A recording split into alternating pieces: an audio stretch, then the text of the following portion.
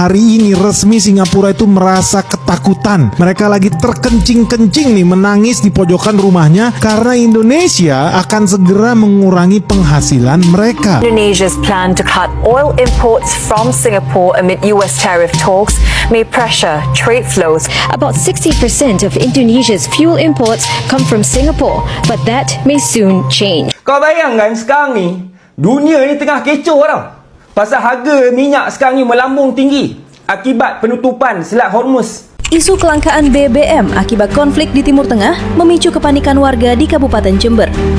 Sejak Kamis sore 5 Maret 2026 hingga Jumat dini hari, warga menyerbu sejumlah SPBU. Ada beberapa kejadian sekarang. 2 hari lalu, kita sudah membeli minyak dari Singapura, sudah berangkat, ditenderkan oleh Pertamina lewat trader, sudah berangkat, sudah masuk laut Indonesia, kemudian suruh kembali lagi 2 kargo. Jadi sekarang perekonomian sekarang untuk urusan minyak ini Pak, hukum normalnya sudah tidak berlaku. Karena siapa ada cuan, dia beli, karena barang susah ini. Memang gak dikontrak 2 kapal itu. Katanya 2 kapal minyak itu dari Singapura udah masuk ke perairan Indonesia, dijambret, dibajak, diambil orang lain. Ya maaf ya Pak Oke Gas, gak jadi deh minyaknya. Dulu hina Singapura dan juga Malaysia dan juga ngata-ngatain Singapura bahwasanya Singapura akan nangis darah karena Indonesia sudah putusin kontrak impor minyak dari Singapura, dan sekarang ketar-ketir Indonesia agak dibagi minyak sama Singapura.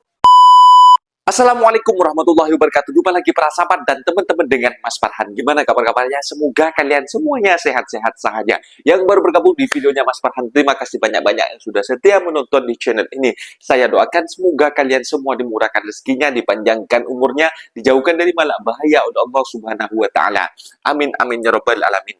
Oke para sahabat dan teman-teman, di video kali ini Mas Farhan akan nge-reaction beberapa video yang sudah di-tag di TikTok Mas Farhan tentang paniknya Indonesia para sahabat karena ketahanan BBM-nya tidak bisa untuk mengimpor daripada Singapura. Memang katanya Indonesia sudah order ke Singapura untuk impor. Tetapi mereka tidak sadar sebelum terjadinya konflik di Timur Tengah, para sahabat, Indonesia bahkan menterinya akan menyetop BBM dan juga para konten kreator yang di Indonesia, YouTuber-YouTuber.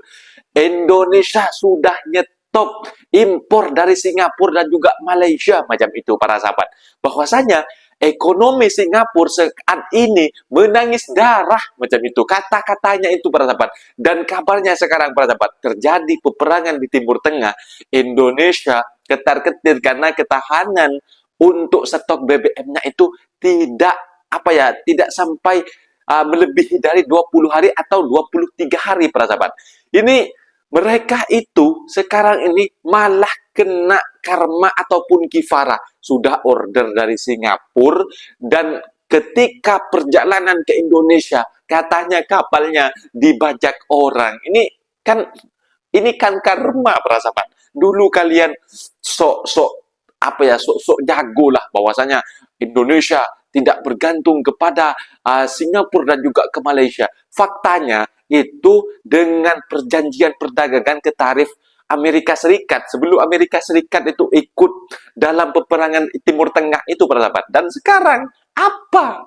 Dan para sahabat penasaran seperti apa videonya kan? Kita simak sama-sama. Apa-apa benda boleh komen di bawah. Tetapi jangan lupa bantu sokong channel ini dengan like, comment, share, dan subscribe-nya. Kita tonton sama-sama. Let's go. Gila guys, Singapura ketakutan gara-gara kebijakan baru Prabowo. Breaking news guys, lu tahu ya, hari ini resmi Singapura itu merasa ketakutan. Mereka lagi terkencing-kencing nih menangis di pojokan rumahnya karena Indonesia akan segera mengurangi penghasilan mereka. Teman-teman tahu nggak, selama ini Singapura itu adalah eksportir minyak terbesar loh ke Indonesia. Padahal iyalah, nggak punya Indonesia nggak punya. Ajaib memang negara kecil satu ini. Gak punya mesinnya, kenapa sekarang mereka punya terkencing-kencing guys? Mereka ketakutan karena Presiden Prabowo. Jadi ada berita yang menghebohkan guys. Hebohnya bukan di Indonesia loh, tapi hebohnya juga di luar negeri. Indonesia's plan to cut oil imports from Singapore amid US tariff talks may pressure trade flows. About 60% of Indonesia's fuel imports come from Singapore, but that may soon change. The country's profitability will go down for the refining business for Singapore. Ada beberapa kejadian sekarang. 2 hari lalu, kita sudah membeli minyak dari Singapura, sudah berangkat, ditenderkan oleh Pertamina lewat trader, sudah berangkat, sudah masuk laut Indonesia, kemudian suruh kembali lagi 2 kargo. Jadi sekarang perekonomian sekarang untuk urusan minyak ini Pak, hukum normalnya sudah tidak berlaku. Karena siapa ada cuan, dia beli, karena barang susah ini. Nah, untuk 2 kapal itu, kami melakukan koordinasi dengan Pertamina, kami telah melakukan komplain, dan tanggal 18 sudah ada pengembaliannya Bapak, 2 kargo itu. Kalau tidak kita gugat, sesuai dengan apa yang Bapak arahkan. Tapi kelihatannya mereka agak gertak-gertak dikit, agak takut juga Pak. Jadi tanggal 18 udah bisa dibalikin. Memang gak dikontrak 2 kapal itu. Katanya 2 kapal minyak itu dari Singapura udah masuk ke perairan Indonesia. Dijambret, dibajak, diambil orang lain. Ya maaf ya Pak Oke Gas, gak jadi deh minyaknya ada. Gimana dong kita? Gue bingung, memang ini jambret. Memang bajak-bajak kayak kita bajakin angkot yang punya trayek. Sorry ya Pak angkot, tolong ya anterin saya itu depan rumah. Ya udah siap, ya udah bisa dibajak. Ya norak banget. Terus kalau ada orang bajak, kenapa kita nggak bajak balik supaya kapal itu balik ke sini dan kita nggak kekurangan bensin, solar? Bukannya kita preman? Biasanya kan bukannya menteri itu merangkap preman, ngomongnya tuh ngegas, pinter. Ya banyak juga kan preman-preman laut, gue banyak kenal aparat preman laut yang membajak kapal-kapal kecil, apalagi kapal besar. Artinya nggak punya nyali dong. Lagian Selat Hormuz itu kan nggak ditutup sebenarnya, enggak. Karena apa? Ya kapal-kapal itu sebenarnya nggak ditutup selatnya, nggak dilarang juga. Cuma asuransi Lloyd, asuransi kapal itu dari Inggris, dari London, nggak mau jaminin. Kalau misalnya kapalnya itu tenggelam kena bom atau meleduk, nggak mau jaminin. Makanya semua kapal-kapal itu nggak mau lewat di Selat Hormuz itu kan amsyang. Makanya Iran cuma mengancam, tidak ditutup sama sekali. Hanya kalau tenggelam kan siapa? Nggak ada asuransi, itu rugi banget loh. Rugi kapal, rugi minyak, itu benar-benar bisa hancur-hancur lebur. Masalahnya di situ. Jadi ya tolong dong kerahkan preman-preman kalian. Dan seharusnya kalau kita udah punya kontrak, nggak mungkin ujuk-ujuk kapal bensin bisa dibajak karena negara lain butuh. Kayaknya nggak masuk akal deh. Kayaknya nggak sebrutal itu. Memang kita zaman primitif. Kapal mau masuk Pak, tapi keburu pergi karena dibeli minyaknya orang lain. Mungkin transaksi di tengah laut. Sama persis kayak itu kan. Ada apa sih kapal yang ada 2 ton narkocoy itu loh, yang anaknya nggak jadi dihukum metong. Mungkin seperti itu kali ya. Amit-amit deh. Seharusnya sih di rapat kabinet nggak dibahas kayak gini kan. Kan malu. Gue sih bakal malu ngomong kayak gini. Ini kan ngomongan preman gitu. Kayak, iya ada angkot tadi loh, tapi angkotnya nggak jadi datang, keburu diambil orang, terus trayeknya berubah tiba-tiba. Isu kelangkaan BBM akibat konflik di Timur Tengah memicu kepanikan warga di Kabupaten Jember. Sejak Kamis sore 5 Maret 2026 hingga Jumat dini hari, warga menyerbu sejumlah SPBU dan rela mengantri panjang, seperti di SPBU Basuki Rahmat dan SPBU Ahmad Yani. Warga mengaku mengisi tangki penuh karena khawatir stok menipis, apalagi menjelang Ramadan dan Idul Fitri. Isu ini mencuat setelah pernyataan Menteri ESDM Bahlil Lahadalia soal stok BBM nasional yang diperkirakan hanya bertahan 20 hingga 25 hari. Menjelang musim mudik, keluhan soal sulitnya mendapatkan BBM mulai bermunculan di sejumlah daerah. Antrean kendaraan di SPBU terlihat semakin panjang. Bahkan sejak pagi hari, banyak pengendara mengaku harus menunggu lama hanya untuk mengisi bahan bakar. Padahal mereka tengah bersiap melakukan perjalanan jauh pulang ke kampung halaman. Sebelum kita lanjut, follow dulu channel Telegram Kepo ID, linknya yang ada di bio ya. Kondisi ini menimbulkan kekhawatiran di tengah masyarakat. Mudik yang seharusnya menjadi momen penuh harapan justru dibayangi keresahan soal ketersediaan BBM. Tidak sedikit warga mempertanyakan, mengapa persoalan yang hampir selalu muncul setiap musim mudik ini, seolah tak pernah banner-banner terselesaikan. Isu penimbunan dan permainan distribusi kembali menjadi sorotan. Ketika permintaan meningkat drastis, celah untuk spekulasi selalu terbuka. Jika pengawasan tidak diperketat, bukan tidak mungkin, kelangkaan ini akan semakin meluas dan mempersulit jutaan pemudik yang hanya ingin pulang dan berkumpul bersama keluarga. Warga Pakistan berebut membeli BBM akibat harga. अब ये जंग की वजह से हमारे यहाँ पे पेट्रोल की बहुत कमी हुई है, ठीक है, क्योंकि पेट्रोल शॉर्ट हो गया, वहाँ से पीछे से इन्होंने इंपोर्ट जो सी आ रही थी वो बंद कर दिया। जो हमारा इंसान है, ठीक है, जिसकी इतनी आमदनी नहीं है, तो वो डेली का यहाँ पे 350 का पेट्रोल दिलवाएगा कि अपने बच्चों को खिलाएगा। Harga minyak kembali menjunam. Jadi kalau kita tengok pada pagi semalam, harga minyak sehingga 112 USD setong, dan pada pagi ini pula telah menjunam kepada 82 USD setong pada pagi ini. Dan kenapa boleh jadi macam ni? Ini selepas negara G7 dan Agensi Tenaga Antarabangsa telah mengeluarkan 400 juta tong minyak atau 30% simpanan untuk menstabilkan harga minyak. Dan G7 juga mempunyai 1.2 bilion tong minyak dalam simpanan negara dan 600 juta tong dalam simpanan industri. Dan simpanan ini telah dituburkan selepas perang Yom Kippur pada 1973 dulu. Dan ketika ni juga 8 syarikat minyak dan gas kimia di dunia telah mengisytiharkan force majeure dan menghentikan pengeluaran minyak dan gas asli dan bahan kimia serta-merta. Jadi gerak dulu. Apa? Hola-hola. Peace, one love. Assalamualaikum. Peace. Malaysia kan antara negara pengeluar minyak. Kenapa negara kita masih lagi akan affected dengan peperangan yang berlaku dekat Timur Tengah? Being an oil producer allows the government to buffer price shock better than countries with no oil. Tidak bermaksud yang kita takkan pernah affected. Betul kita adalah negara yang menghasilkan minyak, tapi crude oil yang dihasilkan Malaysia is very high quality.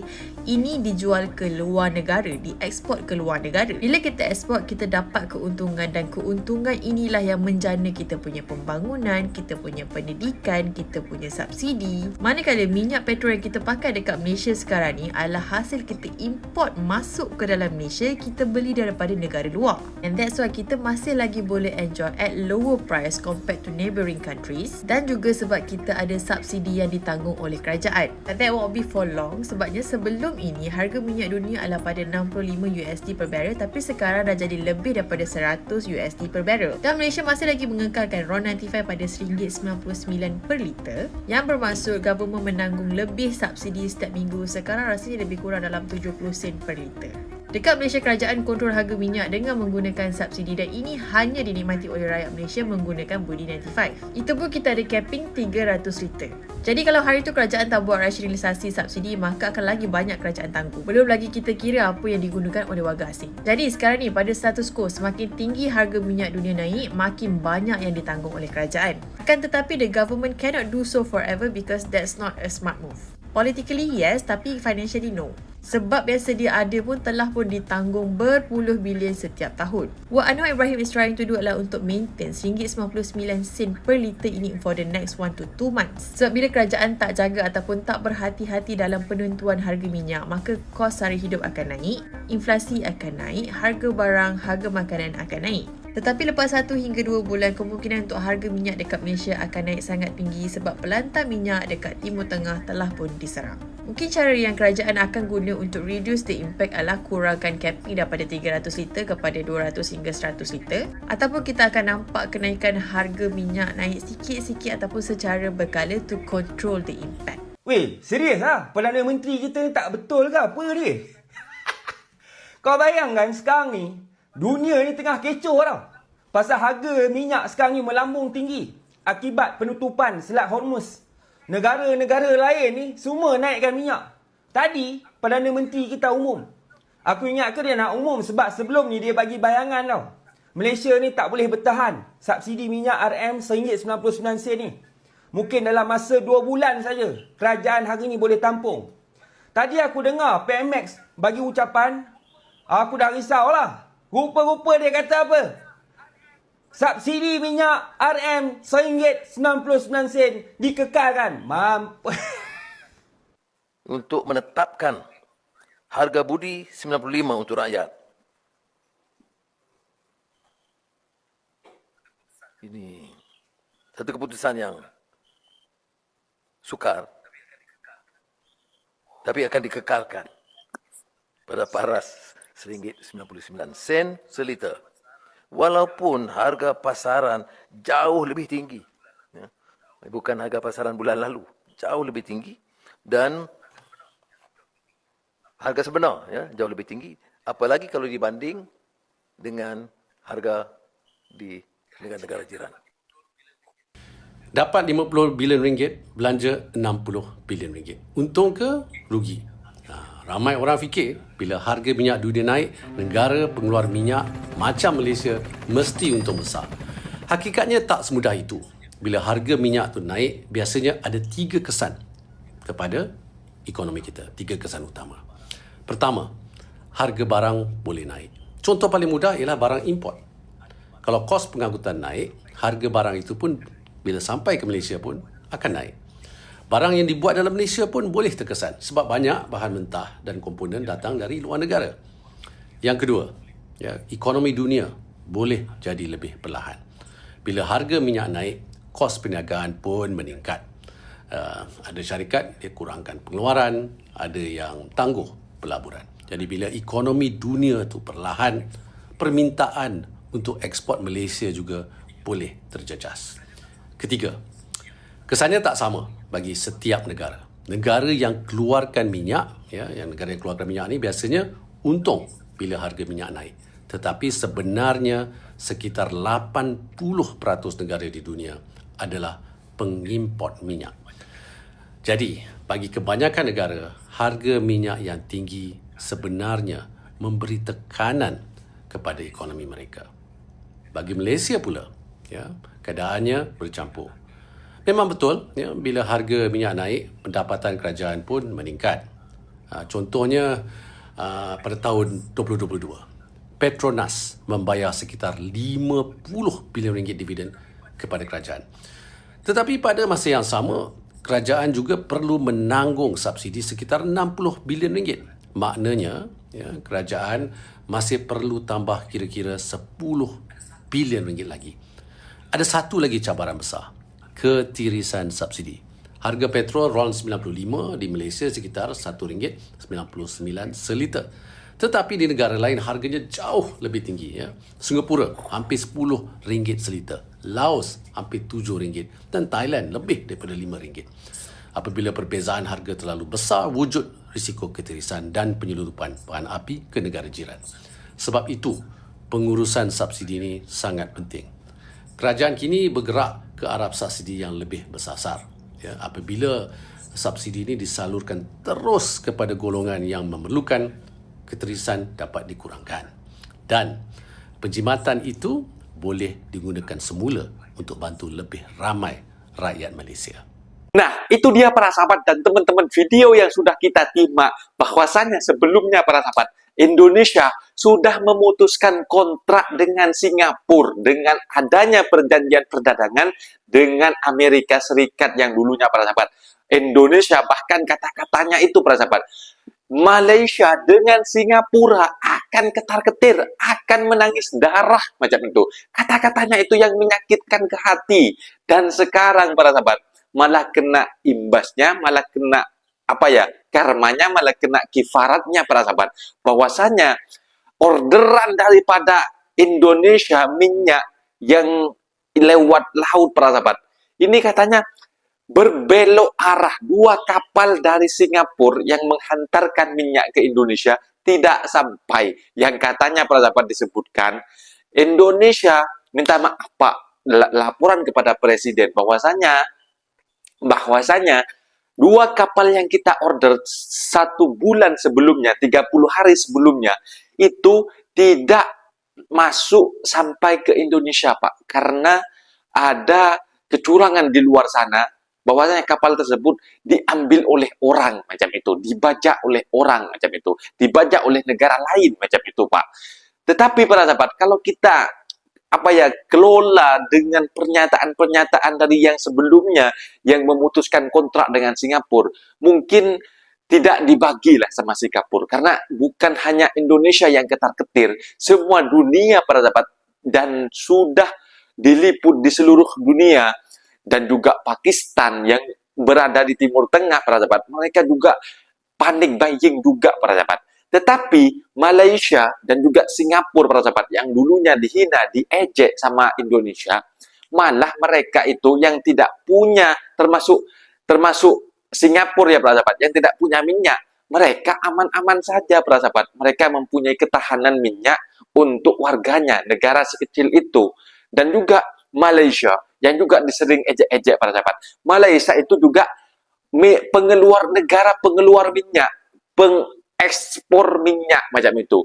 Minyak yang daripada Malaysia dikeluarkan macam itu. Malaysia juga mengimpor minyak juga, minyak mentah yang harganya murah dan juga dikelola di sana, dikeluarkan dengan harga yang tinggi. Itulah ada keuntungan bagi kerajaan, para sahabat. Indonesia gak punya pikiran semacam itu untuk membuat minyak di sana, minyak yang mentah dikelola sendiri, lalu dikeluarkan ke negara orang dengan kos yang tinggi, dan negara kerajaan akan mendapatkan keuntungan. Indonesia gak ada, para sahabat, gak ada semacam itu.